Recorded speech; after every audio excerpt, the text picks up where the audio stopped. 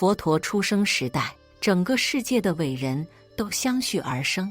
那个时代，仅我国就诞生了孔子和老子2位圣贤。佛陀的出生地是现在尼泊尔境内一个叫加比罗卫的小国。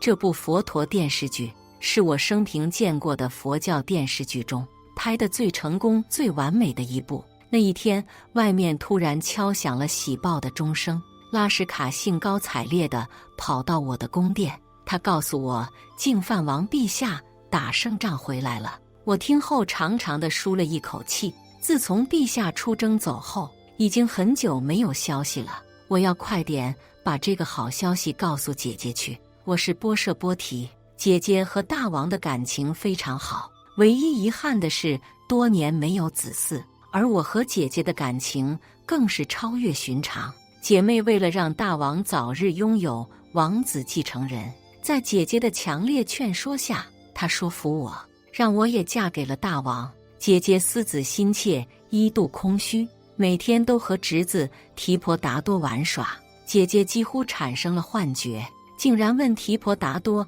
其他孩子去哪里。提婆说只有他自己。提婆达多要回家找妈妈了。姐姐请求提婆达多叫一声妈妈才能走。妈妈看着姐姐这样，我也情不自禁地流下眼泪。婆婆走后，我整理好情绪，像个孩子一样兴高采烈地告诉姐姐大王的消息。姐姐听后更是高兴，然而她说这真是太好了，快快安排出迎接驾，带她回宫好好服侍她，洗去她的阿玛劳顿。我不解地问，那你呢？姐姐说，大喜的日子，无法生育的女人不该抛头露面，我怕陛下见到我又想起没有子嗣而痛苦。我告诉姐姐，自从你让我借给陛下也有4年了，同样也没有子嗣，我一样也是不祥的女人。最后终于说服姐姐一起去迎接陛下。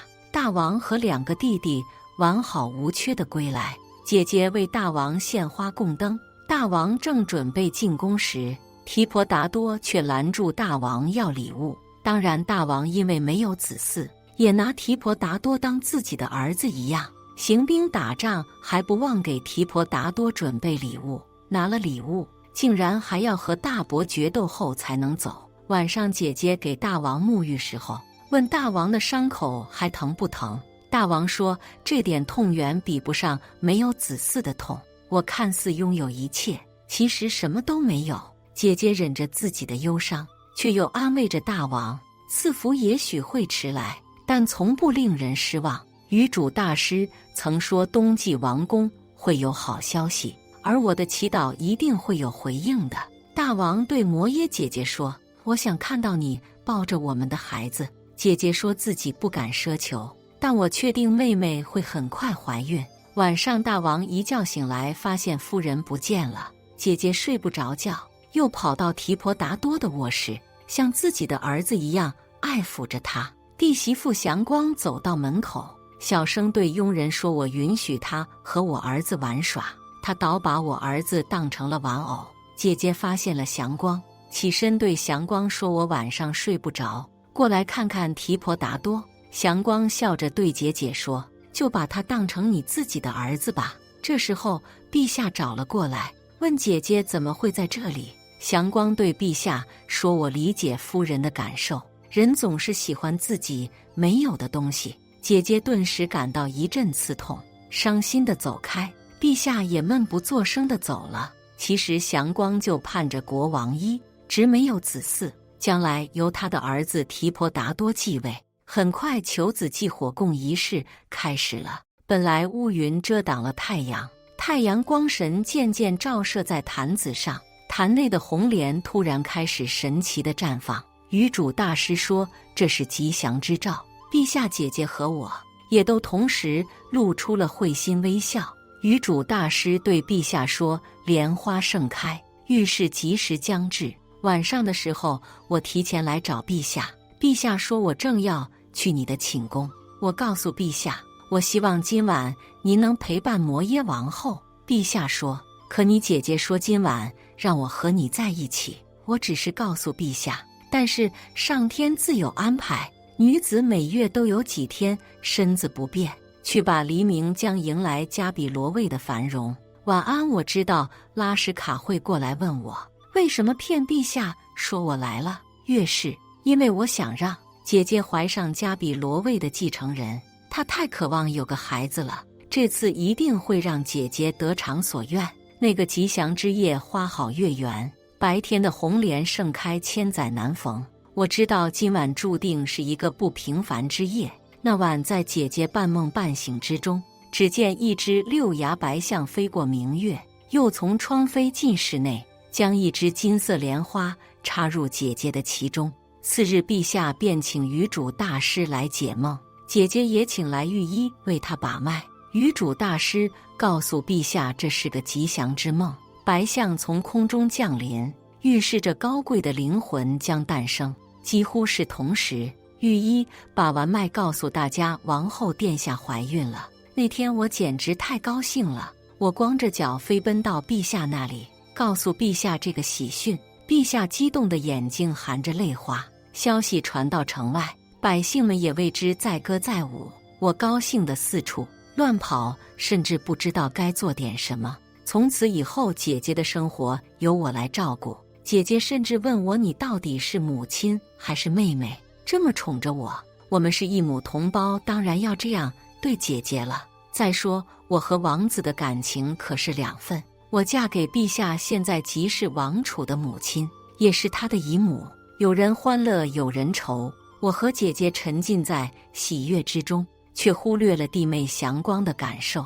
那天提婆达多一个人正在玩小球，而祥光却在姐姐回头的时候，在她面前撒出一盘小球。还好姐姐是向后倒下，我和拉什卡稳稳地接住了姐姐。这时候祥光突然出来假装关心，我应该知道这事是祥光做的，我只能暗示祥光姐姐吉人天相，谁都伤害不了她。没想到姐姐的怀孕让祥光和胡范王如此的丧心病狂。拉什卡的男朋友一直没有金子给他父亲做聘礼，胡范王买通哥帕尔，让他找些致命的草药谋害摩耶王后。哥帕尔拿着金子给拉什卡看，他让拉什卡协助他给王后下毒。拉什卡问这些钱是哪里来的，如果你不说，我就死给你看。可哥帕尔如果说了也会死。拉什卡不知所措，但哥帕尔说，你还要当多长时间的侍女，而我还要做多久的药膏。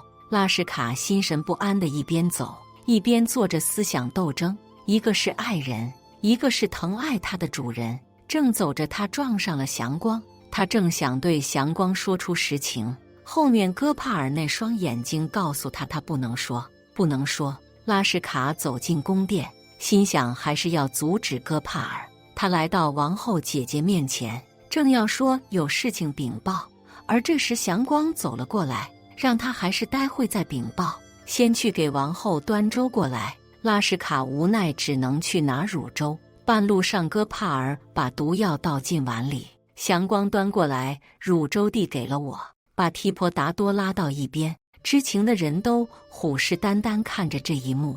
我刚把乳粥送到姐姐的嘴边，突然提婆达多跑了过来，他说，不，王后，我想先吃点。姐姐一向宠爱提婆达多，我刚把粥送到提婆达多嘴边，这时候拉什卡突然喊不要，大家都瞪大了眼睛。拉什卡说粥里有毒，提婆达多趁大家愣神，自己把粥送进嘴里。我不解地问拉什卡，你要做什么？拉什卡告诉我粥里有毒。我愤怒地问拉什卡，是谁下的毒？艰难的拉什卡以他的善良和正义指向了自己的情郎。哥帕尔见事情败露，拔腿就要跑，被前面的人拦下。在大家的一片质问声，一把短枪被胡范王穿透了脖子。三弟质问胡范王为什么杀了他，他还没招出罪魁祸首的名字。胡范王走到陛下面前，义愤填膺地说，陛下，他伤害我的家人，这样的人怎能让他苟活？然后又向陛下假惺惺地认错忏悔。陛下是长兄，家族观念很强，这件事就此不了了之。眼看王后的产期就要到了。祥光夫妇铤而走险，已经加害王后2次了，仍旧执迷不悟。这天又来到王后这里游说，说陛下危在旦夕，吓得姐姐立刻让侍女退下。姐姐问她到底谁想弑君，祥光竟然说是姐姐。他说如果婴儿出生在父亲房中，会危及陛下生命。起初我也不信，但星象家给出了证据。然后他建议姐姐回娘家生孩子，让王后说服陛下尽快离开，这样他们就可以半路伏击王后。最后王后决定明日就动身离开。王后执意如此，陛下也只能说没有任何人能拒绝女人和孩子的请求。我们带着护卫和医疗队刚走了1天，当晚我们就在蓝皮尼园安营住下，这里的景色犹如仙境一般。姐姐非常开心地在园中散步，我让姐姐在树下休息，我说去拿点吃的过来。没走几步，姐姐突然叫我赶快喊拉什卡和乳母他们。此时净饭王的老师阿斯陀仙人在喜马拉雅雪山上已经察觉到，这时间降生了一位伟大的灵魂，未来的佛陀就在这个美丽夜晚降生了。他落地就会走路和说话，向前走了7步，每踩1步地上就冒出1朵莲花，之后一手指天一手指地说到天上天下，唯我独尊。这里在电视剧中没有体现出来，但历史经典是这样的记载的。大家好，我是心源，喜欢这期视频给予点赞、转发、留言是对我最大的支持。我们下期再见。